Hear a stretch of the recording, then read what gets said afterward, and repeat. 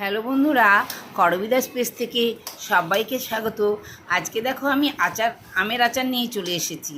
সেটা হচ্ছে প্রথমেই চিনি দিয়েছি এবং আমার এখানে চিনি কিন্তু অনেকটা লাগবে, 1.5 কেজি চিনি দিয়েছি, 2 কিলো আম আছে।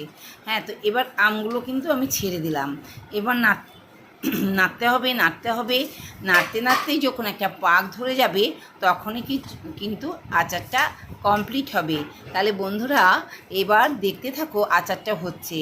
আমার এই ছোট্ট ব্লগটা যদি ভালো লাগে অবশ্যই লাইক কমেন্ট শেয়ার করবে।